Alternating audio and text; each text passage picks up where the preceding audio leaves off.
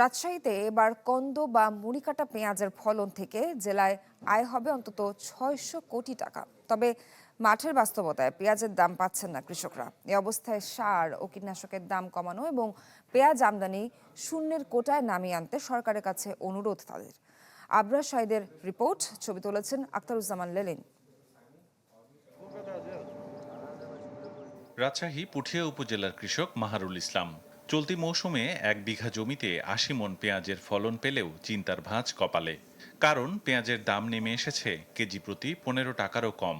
বর্তমানে সর্বনিম্ন ৩০০ টাকা থেকে সর্বোচ্চ ৭০০ টাকা মণ বিক্রি হচ্ছে এই মুড়ি কাটা পেঁয়াজ। এতে উঠছে না বিনিয়োগের টাকা। লাগানো বীজ খরচ দিয়ে সার খরচ দিয়ে মানে মোটামুটি ৫০,০০০ টাকা খরচ। আমার যদি ৮০ মণ যদি হয় তাহলে ৬০০-৭০০ টাকা মণ পেঁয়াজ হয়তো আমার লাভ হবে না। এলসি বন্ধ করলে দাম পাওয়া যাবে, তাছাড়া দাম পাওয়া যাবে না। বাইরে থেকে যদি পেঁয়াজ আমদানি করে তাহলে তো ভাই এবার পেঁয়াজ খাবেই না।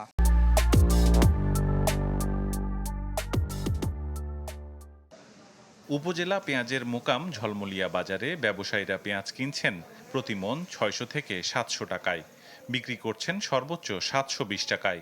ঢাকা যাবার পর হাত বদল হয়ে সেই পেঁয়াজ বিক্রি হচ্ছে ২৫ থেকে ৩০ টাকা কেজি।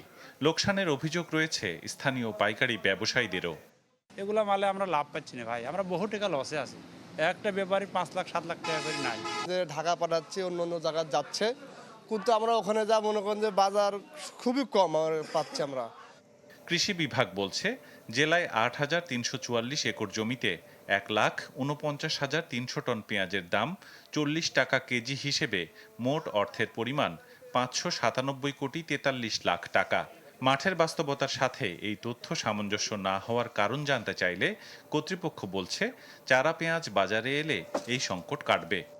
১৩৩৫ হেক্টর জমিতে আমাদের কিন্তু গ্রীষ্মকালীন পেঁয়াজেরও আবাদ হয়েছে, সেহেতু এই সময়টাতে পেঁয়াজের দামটা একটু কমে আসছে। এটা তো আসলে সাময়িকভাবে হয়তো কিছুটা সমস্যা হচ্ছে, কিন্তু দেখা যাবে যে আবার পরবর্তীতে চারা পেঁয়াজ চলে আসলে তখন আবার কৃষক দামটা ভালো পাবে। ২০২৫-২৬ অর্থবছরে রাজশাহী জেলায় পেঁয়াজের আবাদ হয়েছে ২১,৪৪৭ হেক্টর জমিতে। সম্ভাব্য উৎপাদন লক্ষ্যমাত্রা ধরা হয়েছে ৪,১৮,২১৬ metric ton. Abrar Shahid, channel 24, Rajshahi.